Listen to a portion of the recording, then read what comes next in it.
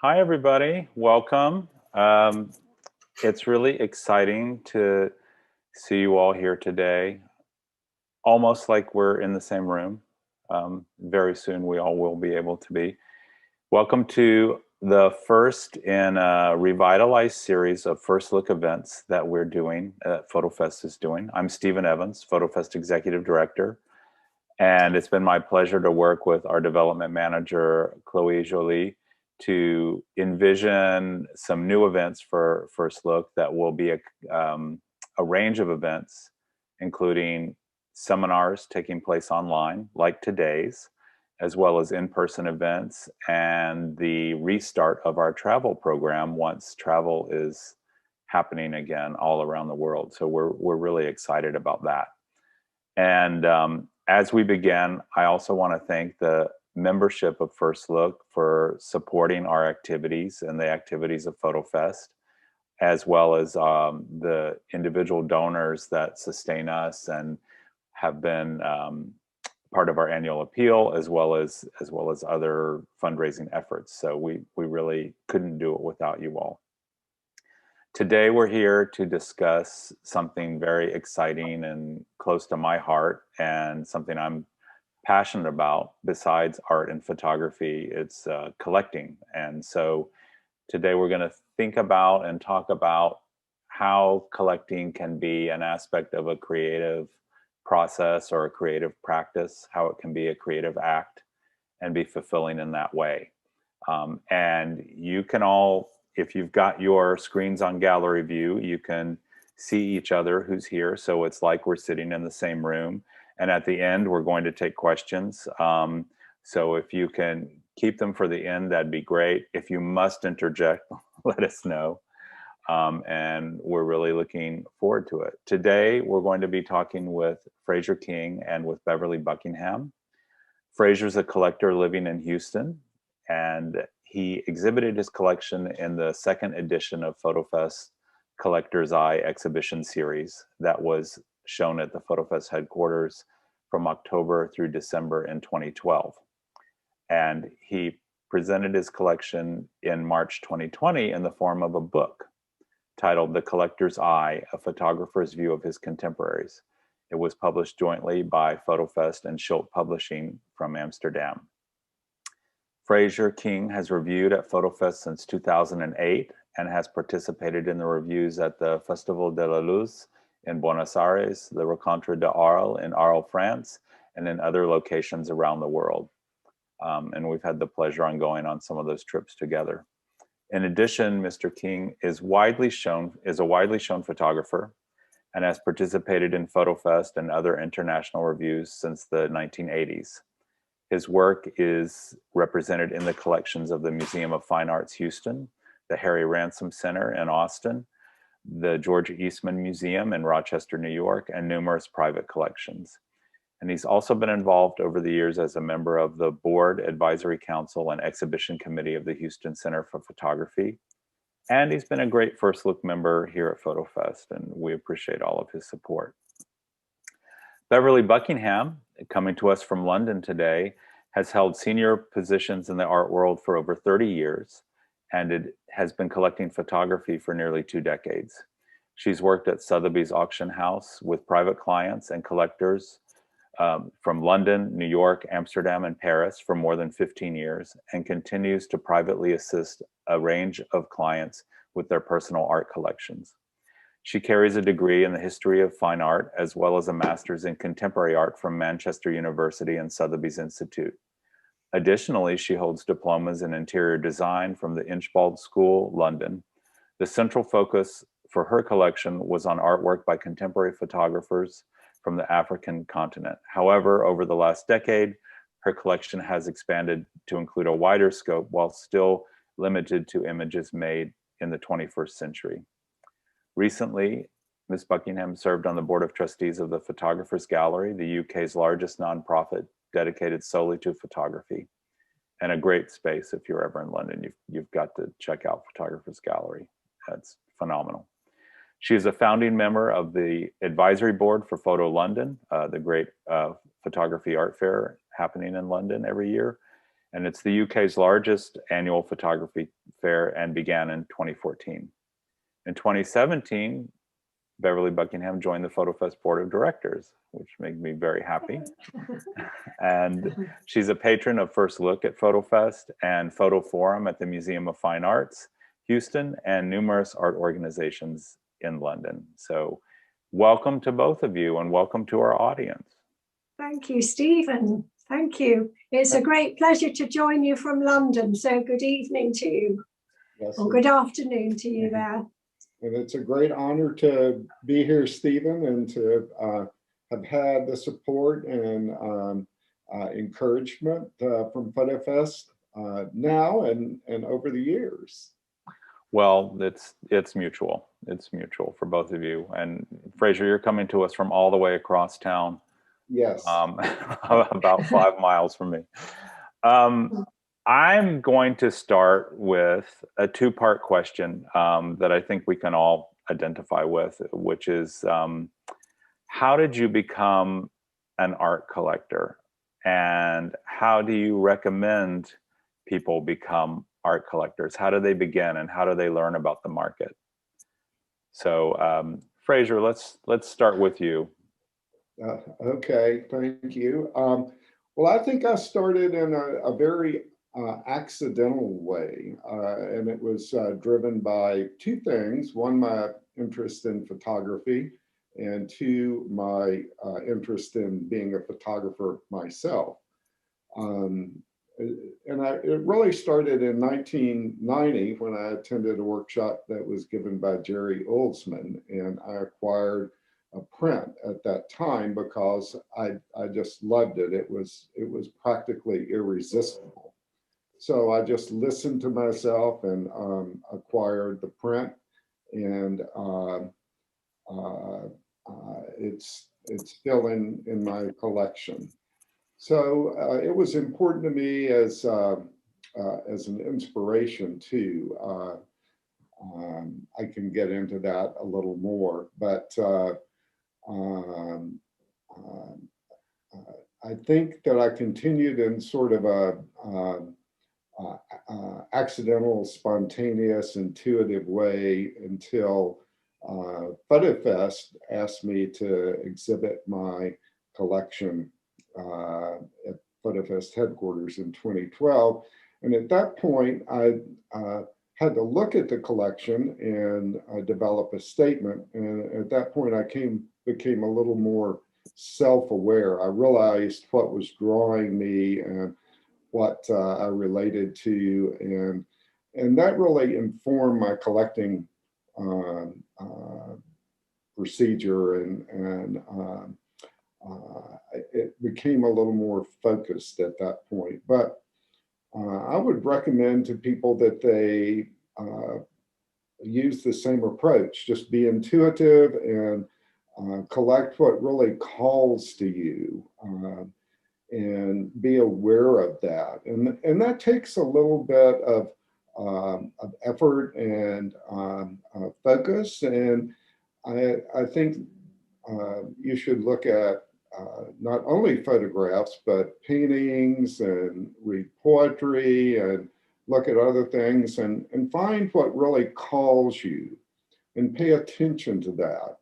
And then you can become a little bit aware of the photography world, how it works, what's there, a little bit about the history of it. If you want to do some reading, you should pick up a book of Beaumont Newhall and read that. But for recent work, just look online. There are a number of blogs, and go to exhibitions such as FotoFest has, and the MFA and HCP, and pay attention to the ones that really speak to you, and then learn a little bit about the market and the opportunities that are there, and a little bit about the pricing. And you can talk to galleries about that. There are a number of events at FotoFest that you can avail yourself of. The First Look events are wonderful, and I have attended many of those and collected many prints that way. And also the portfolio, open portfolio nights during FotoFest are wonderful. And of course, there's the FotoFest auction. So those are just a few comments. Well, let's see. Oops, I'm going the wrong way. Oh my goodness. I'll get that back. I recognize those. I was going to show some photos, and I'll do the screen share again and show the auction and the portfolio review at FotoFest. But Beverly, I'd love to hear your take on it, and you're coming at it from a slightly different perspective than Frazier. Yes, I really came to collecting photography following doing my second master's degree in contemporary art, and the photography module was the one that drew most of my attention. And I ended up focusing more and more on photography during that time. And I had an advantage in a way because I was getting my eye in during that time when I was studying. I was going to photography galleries, and I had worked at Sotheby's, was very familiar with all the auction houses. So for me, it seemed quite natural to be drawn more and more into the collecting role. But the photography part was very compelling for me. And I bought my first work at auction in Phillips auction in 2007. And that really, from that point on, and I'll tell you more about that, but I really never looked back. I've just been collecting photography ever since. And my big advice is really to reiterate what Fraser said to anyone starting collecting, is to really get your eye in seriously before you go buying, and to look at as much as you can. And then also to look at the full body of work, that the image that you like, or the images that you are drawn to, look at the body of works that they come from and see what the artist is focusing on and what his story is and why he's working in that way. And then lastly, to set boundaries, because if you're being drawn into certain genres initially, like portrait, landscape, vintage, the technicalities of the work, it's good to set boundaries initially, because you can really be all over the place. There's just such a big pool to choose from. But get your eye in and explore, and just keep going before you make any major purchases. I agree with that. It's interesting that you dove in through an auction. And I think for some beginning collectors, that might be a little intimidating. But of course, you had all the experience from Sotheby's, so you were very familiar with how that works. And you can get very hard to find material, or sometimes a wonderful bargain at auction. And you can pay a lot. You can pay a lot at auction also. But you can get carried away. But I think not being afraid to begin is really, really important, and sort of trusting your instinct about what you're drawn to and what you'd like to live with. I mean, I love that you're both coming to us from your homes and you've got photography on the wall behind you.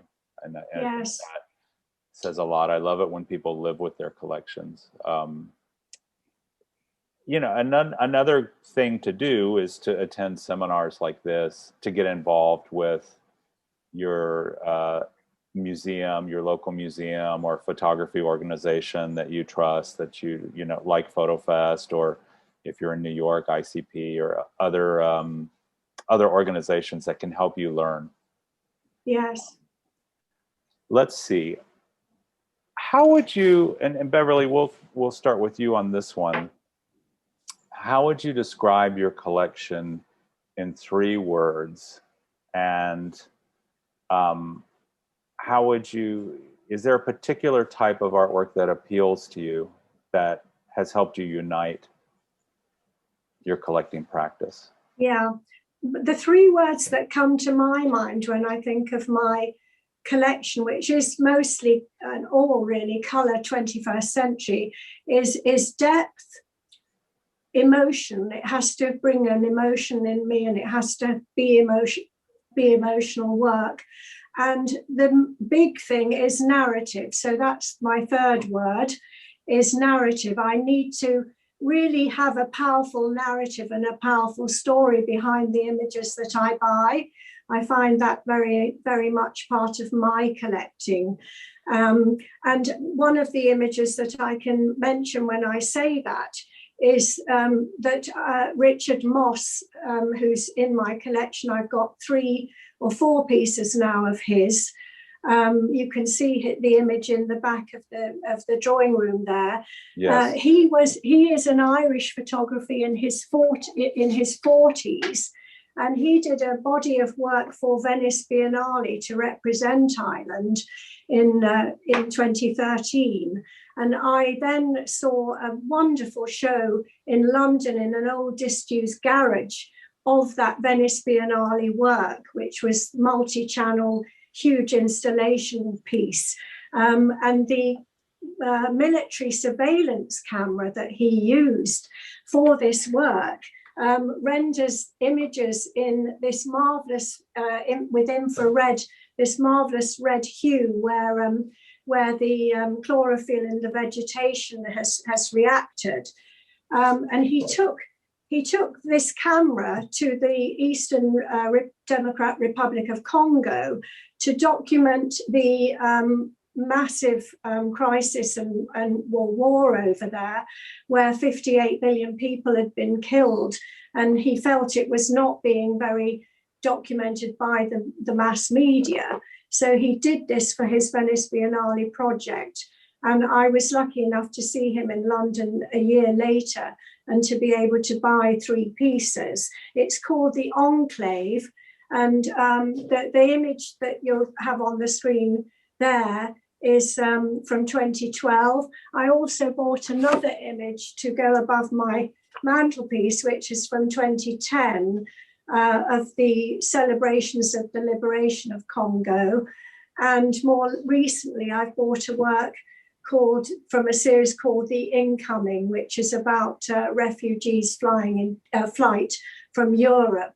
And again, he uses military surveillance equipment for doing that work. So he is a very special photographer, but his whole story in his work is quite extraordinary. And he's really become somebody that I can relate all those emotions and the depth of the work and the narrative in my collection to this artist. And is Richard Moss does he have the most prints of any artist in your collection? Or another artist I have is Mikhail Sabotsky. I have 3 of his images. He's with Goodman Gallery in Cape Town. He is another artist that is profoundly sort of in documenting the issues of South Africa, and very powerful work. So that's what I look for when I'm collecting. It has to be something that's aesthetically beautiful, that moves me, but it also has to have a strong narrative. Wonderful. Frazier, I have a feeling you're going to answer slightly differently, knowing about when Wendy Watrous gave you the assignment to define your collection, how you began to think about it. How would you describe your collection in 3 words, and the type of work that appeals to you and unifies your collection? So I could actually do it in 2 words, and that would be a constructed photograph. And as I mentioned, I started off with the Ullsman photograph in 1990, and that was a photograph in which he composed it from images that he took from 3 or 4 different photographs.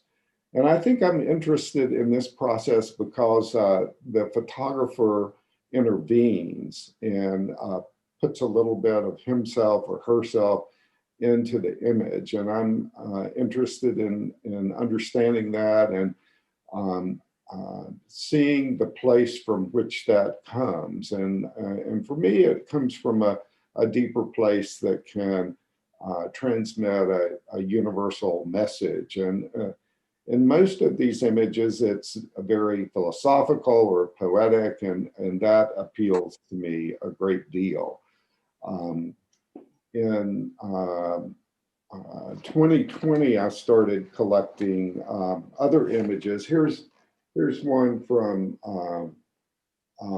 Susan Dunkerley McGuire, which was actually in a FotoFest exhibition, and it really spoke to me. And in that image, the photographer composed the scene in front of a window covered with wax paper. And so it was, that was something that was created entirely by the photographer.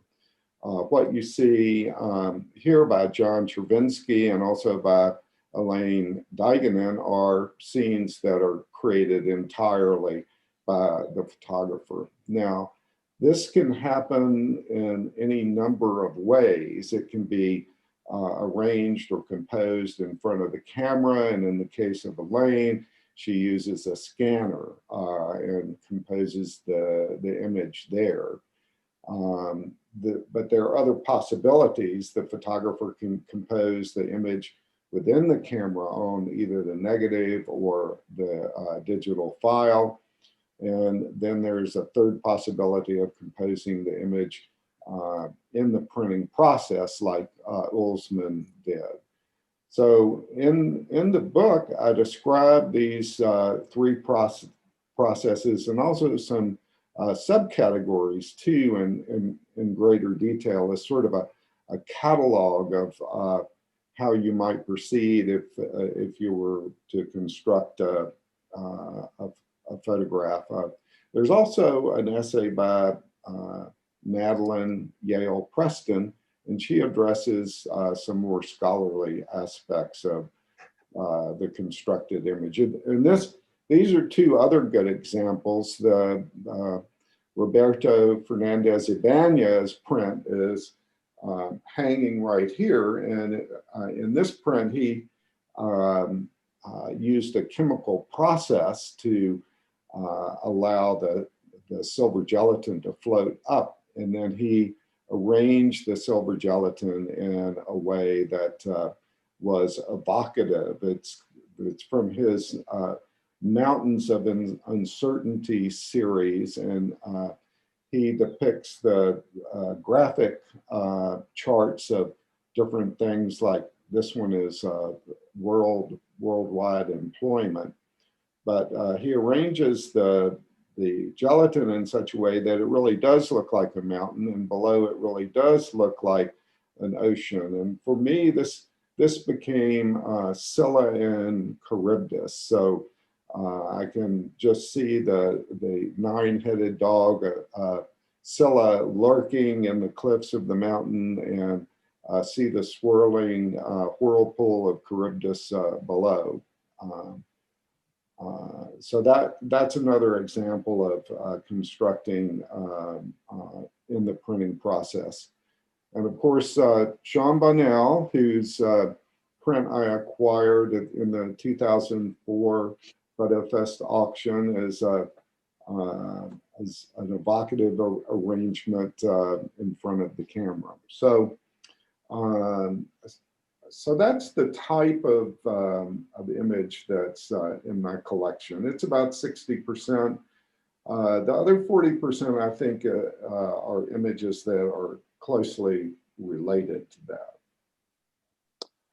I like the way you both tie it into other creative practices that motivate you, that speak to you. With Beverly, the use of narrative and storytelling, and with you, Frazier, this idea of the artist constructing the scene entirely. And I can see, knowing both of you well, I can see how that kind of feeds your inner processes and how you can relate to the work on the wall in that way.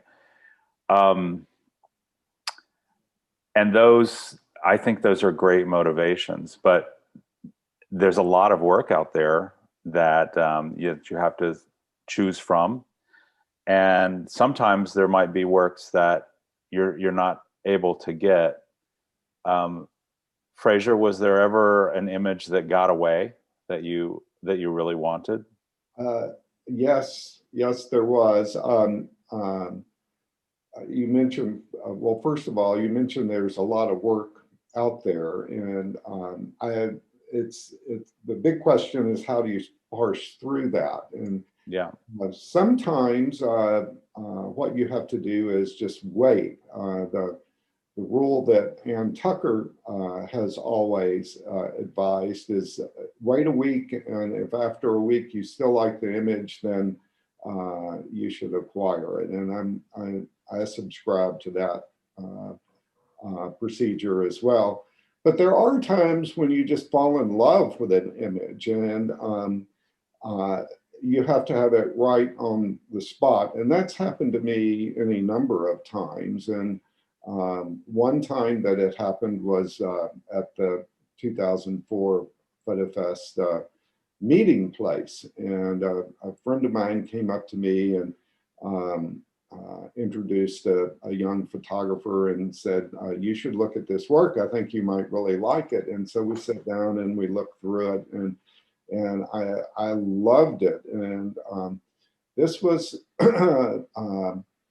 he was using a selective focus, and this was before people really started using it. He was one of the very first. And also he was shooting from above, but not from a drone. He was using a kite.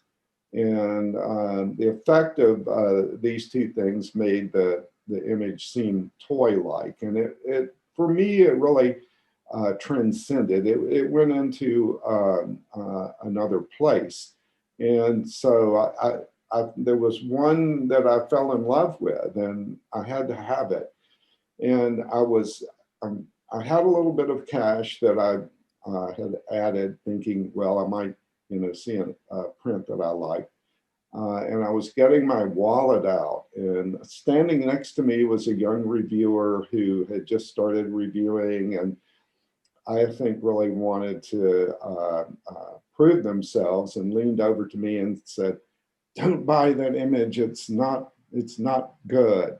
So I listened, and I passed it up. And after that evening, I went home and felt heartbroken, actually. And the photographer left, and it was not possible to get back in touch. And so I really wanted the image. And after searching for it, maybe a month or so later, I realized a gallery had picked it up, and the price had increased 5 times, and it was out of my range. So my advice is listen to yourself. You can listen to other people, but you have to listen to yourself first and last, and make the decision based on what I might know who that is. I've heard many tales. And I was going to say, did that collector who was whispering in your ear, did they then go buy the image? No. This is coming from a very different place than that. I don't think you know who it is. Okay. Yeah. It will remain unnamed. we'll over a cocktail, maybe. Okay. Beverly, what about you? Was there one that got away? I think sadly there have been so many, but I'm always lusting after photography, and you fill the walls of your home, and you just always manage to find an extra space somewhere where you could just buy another thing. One of the images I would have loved to have bought a few years ago was Nellie Mahoney that I saw at one of the fairs, probably Paris Photo, and she has been making the most exquisite portraits, of very moving portraits of the gay community in Africa, South Africa. And she actually was one of the alumni of David Goldblatt's school in Johannesburg, the Market Workshop. And I often look at that to see the stable of artists there and what's happening with African artists. It's a good point of call for me. Anyway, I could have bought an exquisite image and I hesitated and the moment lost. And now, of course, she's having the most extraordinary press with wonderful, very well-deserved exhibitions all over. She has been at the Museum of Fine Art in Houston and at Your African Cosmology Biennale, and now she's at Tate Modern with a big show. So maybe one day I'll still manage to acquire one of those. Is that the at the Tate now? Is that the retrospective that was at the Stedelijk? Yeah, that's yes, a fabulous show. It's a marvelous show. So yeah. I do wish I had one of hers in my collection.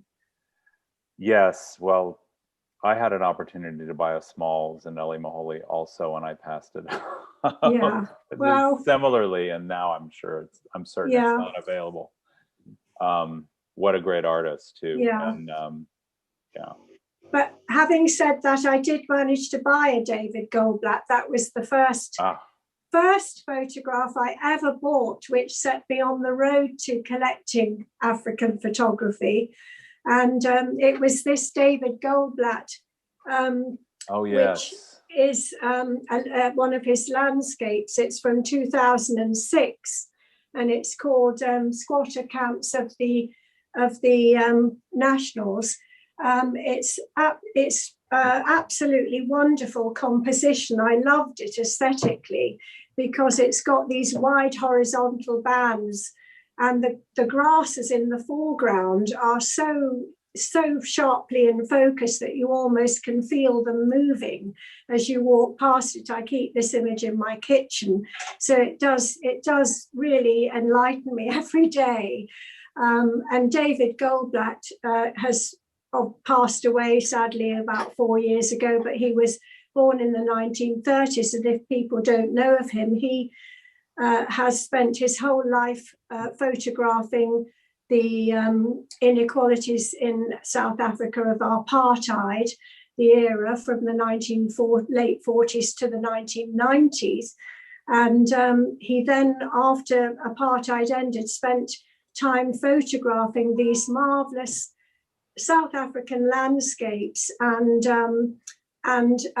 architecture in big color work, because he'd only done black and white prior to that, which had a greater subtlety. And he claims he was not an activist and he didn't want to be known for that. But his work is truly beautiful. And in fact, I do wish that I had got more of his images over time. So that's another one that slipped away, but I'm glad I managed to get one of his.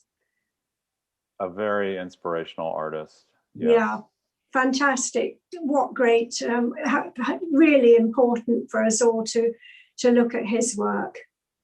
You mentioned always finding space on the wall for another image. And that takes me to a question that came into us from YouTube by Roberto Fernandez Ibanez, who's we saw his image from Frazier's selection of his collection, and he would like to know, and we'll start with Beverly and then go to Frazier. He would like to know, do you see your collecting as part of an ongoing project? I think I know the answer, but I want to hear you talk about it. Is that to me or Fraser? That's to you first. Okay, I absolutely do. I think it's, I'm addicted and I don't think I will ever stop, unfortunately. I love photography collecting and looking at photography with a passion. And so you will always see me. I will be going to the fairs, I'll be at the Biennale in Houston, I'll be in all of the museums, whichever city I go to, and I will follow my artists and galleries, favorite galleries around the world, I don't think I'll stop. So it's definitely a work in progress. And for you, Frazier? Oh, yes, yes. It most certainly is and always will be an ongoing project for me. And I have to say that for a number of photographers, I enjoy collecting more and more of their images. Elaine Deigeman is one example. I have several prints from several of her collections, and of course from Roberto, I have several prints from several of his collections. Of course, there's the one hanging right there, and I have at least 2 other series that I got from him over time, which I love, and which I rotate on my walls. There's an ongoing tension about how many you can have. Beverly suggests you need to find a place, and that's exactly right. I've managed to put a number on a number of walls, but there's a limit as to what you can do. So some of them are on the walls, and some of them reside in the flat file under the bed. And I rotate those, and I would encourage other people to find it acceptable to keep a file and then rotate images. But it really enhances your life when Wendy and Jennifer came and took all of my photographs from the wall and to hang at the FotoFest exhibition. I came home from lunch and helped them, and didn't think anything of it. And then when I came home that evening and walked in the house, and the walls were bare, I felt like I had lost my children. So it really is something that will make your life better. Well, wasn't there a story about Wendy insisting on getting that flat file out from under the bed? Yes. And that was I like that one. So excellent. She was here for a party I was having, an after party after a HCP exhibition, and we were all sitting around talking. And so I had a number of prints on the wall, and so I was sitting there talking to Wendy, and she was looking around at the prints and said, "You know, I think I'd like to make an exhibition of your collection." And my reaction was like, "What?" And for me, I had really not thought of it as an organized collection. And I had just acquired things that I loved and hung them on the wall where it seemed appropriate. And she was really the one that made me think about it and focus my attention on it and write a statement. So I'll forever be grateful for that. Terrific. Let's ask a big question before we start taking questions from the audience. And I'll switch to Beverly. I'll ask her this one first. But Beverly, what's the best advice about collecting that you've ever received? And what's the best advice that you can give? Well, I think I'll pass on all the good advice I've been given to others, if I may. But apart from what we said earlier about getting your eye in and also perhaps setting some boundaries and looking at the whole body of work that the artist has done, I think the other thing to understand that's important with certainly modern and contemporary work is editioning, which is often a mystery to newcomers, but understanding editioning is critical. And I like to only buy from a maximum of, say, 10 in an edition. And I like to make sure if it's a large size, it might be only from 3 or 5. So editioning is important. I think you need to buy from reputable dealers or an auction house where it's obviously reputable and the provenance is there, or from an artist that you know well. But buying from a reputable source is important. You need to definitely have a signed certificate from the artist through the gallerist, or if you can have that, that's very important, and a signed label. Often that's on the back of the work, but that really to me is very important. And then when you have the work in your home, make sure that it is not exposed to direct sunlight or in an area where there might be some building work or fine dust or any damp. And if you can afford it, frame it well with UVA protective qualities in the glass. So that's a sort of, in a nutshell, some of my advice that I was given and the advice I would impart to others. And do you try to get the documentation about a particular image, the certificate and the information upon buying it or prior to, right? Yes, it's harder to go back. Yeah, absolutely. I keep everything. I keep the catalogues if I bought at auction houses. I buy books. This is David Goldblatt. This is Arthur Walter's collection, a wonderful book. He's one of the biggest African photography collectors of our time. But this is the cover image, actually. But anything related to the work I've bought, I try to collect. I keep this is a limited edition of Richard Moss's book of the Enclave series. So it's as much information as you can gather about the artist. Do keep that and keep up with updating all of that, and keep an eye on the prices so that you make sure you're insuring the work to the right ability. So those are a few tips. Frazier, what's resonated with you? What kind of advice about collecting has resonated with you, and what advice do you pass on?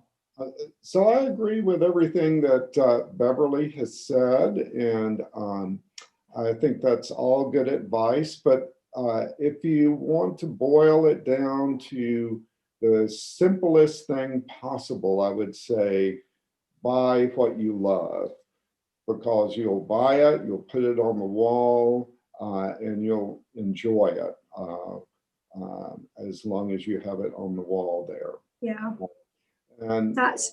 And Beverly points out that you should think about some boundaries, and there are some people that will know those boundaries immediately. For instance, Bill Hunt collected images of people that were not showing their eyes, and John Cleary collected pictures of children. But you may not know those boundaries in the beginning, and I would suggest that the boundaries will introduce themselves to you at the appropriate point. For instance, that happened to me during the 2012 exhibition. I really had no idea of what the boundaries were, and I'd been collecting a good solid 12 years at that point. And when I sat down to write the essay, it really became apparent. And the work really hung together in such a wonderful, lovely way. And Wendy and Jennifer hung it in such a lovely and wonderful way. It just opened my eyes to me and to what I've been doing. And then when I went further and did the book, which is a wonderful printing by Schultz Publishing and with support from FotoFest, I was able to take it even further and write a lengthy essay about the nature of the images and Wendy and Madeline Yale Preston also contributed to that. And that was sort of a further definition of boundaries. So I would say give yourself a little bit of latitude, and you can have fairly wide boundaries. And I've found that while all of my photographs are not constructed photographs, they all relate to each other in a very nice way, and they flow in just a beautiful manner in the book. And I'm grateful to Victor Levy, who is Martin Schultz's designer, for help with that. And it works. It's sort of an intuitive thing that's going on, I think, with the collector. So I would say be intuitive, but do some self-examination and collect what you love. And I should point out that at the end of the talk, we'll have some information available about where you can get The Collector's Eye, A Photographer's View of His Contemporaries, where you can get the book. And that's either online or at FotoFest headquarters, which is behind me here. And we keep mentioning Wendy, and I think most of you know who that is, but that's Wendy Watrous, the co-founder of FotoFest, along with Fred Baldwin. And Jennifer is Jennifer Ward, who was for many years the associate curator at FotoFest. And they organized the Collector's Eye exhibition of Frazier's work, and Wendy Watrous also contributed an essay to the book. And she started this program, First Look, for collectors. So we're very indebted to her.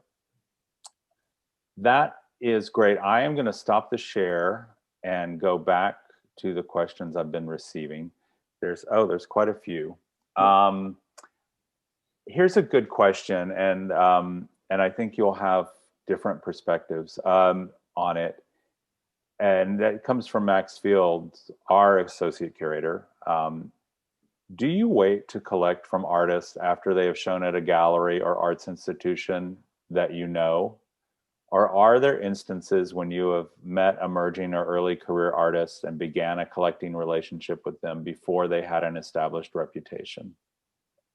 Beverly. Very good question. I'm very positive in my answer here, because I made a boundary, if you like, or I made myself the decision at the beginning of my collecting that I would only collect artists when they had had one or two shows, exhibitions, and they were on their second body of work, because I wanted to make sure that the artist was committed.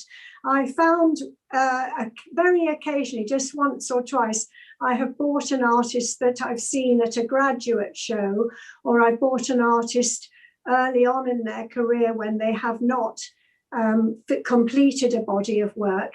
And sadly, I made the mistake of choosing someone who wasn't committed. And we heard no more from them. They made that one small body of work, maybe 10 images, and showed it in a graduate show.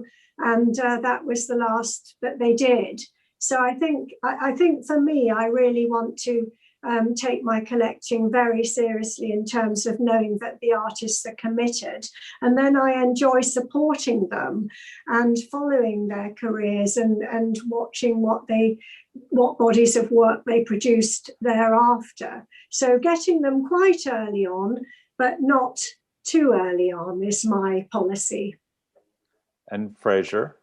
So I'm coming from a little bit different orientation, and that is as a photographer and a participant in FotoFest and the reviews in Arles and other locations. I interact with photographers at all of these reviews, and I like to respond intuitively and also respond to those works which inspire me, and also I like to support the artist and support the artist at an early stage. So I find myself acquiring a number of images during the review process and during the FotoFest auction and first look events where the photographers will bring their work. But I highly recommend to everyone to go to the open portfolio review nights, and you can find on the right here some of the most, yes, during FotoFest meeting place. You can find some of the most amazing work, and you can support the photographer directly in that way. And these are people that are working in a contemporaneous way. And for me, they're speaking for us and for our time. And so that's a main driver in my collecting too, is I want to have a collection that is that emanates from our own specific time. And I should also add, though, that even though some of these artists may not have had a couple of shows or a survey exhibition, if they're coming to FotoFest, they've made a serious commitment to their practice and their craft, because they're coming sometimes from out of the country or across the country. They pay a tuition to come to the meeting place, and they've created at least one, if not more than one, body of work that they're able to present. So I think there is a level of seriousness there as well, even though they may not have had an exhibition yet. There's someone live in the Zoom audience, Ewa Zabrowski, and I'd like to ask her to unmute, and because she had some questions for us. And let's see. Hi, Stephen. Hi. Hi, how are you? Hi, everybody. Hello there, Frazier. Hi, Eva. Hi. Hello, Beverly. Nice to meet you. Hello, and you too. Yeah, I'm a photographer, but I'm also a collector. And I have a lot of work that I've collected over the years. And one question that I had was, how do you both feel about collecting the classics? People such as, I think of Ansel Adams, Harry Callahan, Andre Kertész, Cartier-Bresson, etc. Do you feel that's important to make part of your overall collection? Well, it's not for me because I'm 21st century only color and Okay. but I think Frazier, that's a good one for you. Yes, it's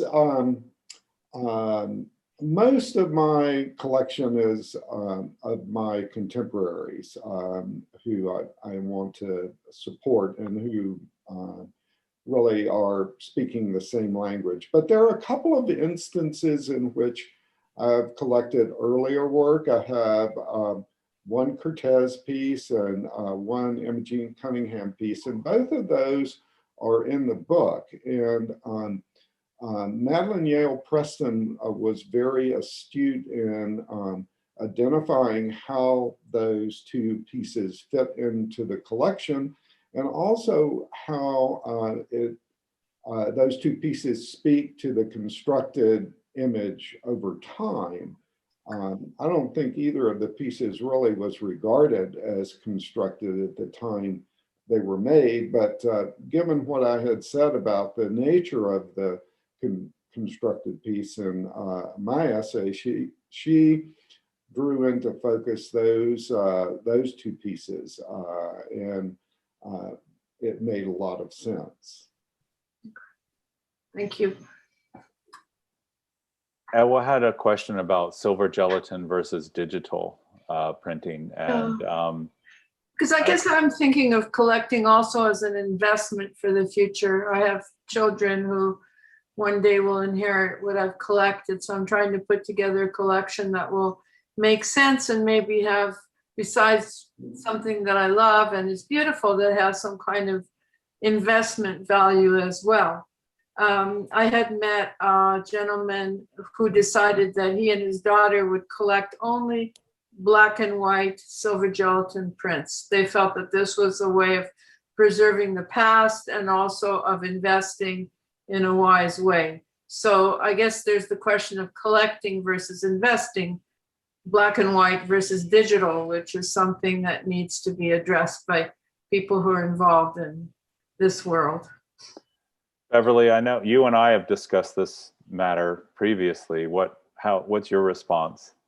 Well, I think that both prints, you know, either silver gelatin or C print, digital print, color image, they're both, you can find if you're doing it just for investing that either of those techniques and developing processes they're both likely to be highly valuable over time. So it's not necessarily just the technique, though. There's much more to it than really silver gelatin versus color print.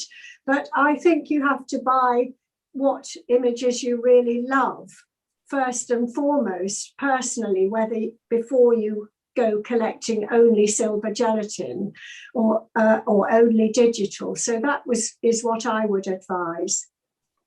And me too. I would say don't limit yourself. There's not, you know, Don't limit yourself. better than the other. Yeah. In my case, since I do silver gelatin myself and love that process, of course, I'm drawn more to that. When I handed a group of prints to a reviewer in Arles, Jean-Claude Lemounier, the ancien Conservateur de Bibliothèque Nationale de France, he says, real prints. Yes. So I have my own little bias, but I would say, you know, it doesn't matter. We've seen a lot of, you know, I think 20 years ago, there was a lot of trepidation about digital printing. And I think that we've seen that fade away over the years. Definitely. We have so many great questions coming in, and we are running up on time. We're going to go over a couple of minutes because one of them came in from RJ Kern, and I think it's such a great question and a great question to end on.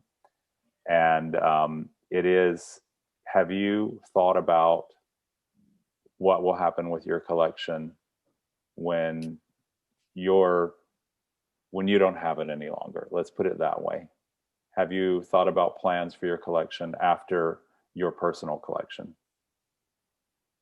Beverly. Okay, well, I think that I'm collecting for the love of this activity during my lifetime. But should anything happen to me, I think it's very comforting to imagine that it would go to your friends and family and to museums for other people to enjoy it and learn from it. I like to think that I would leave it as a legacy. I would choose one or two museums to give my works to and key works, but I would also divide particular images around amongst my godchildren or family members, and I would try and give them works that I think they would particularly love in their lifetime. So the journey goes on. This is a lovely thing about collecting.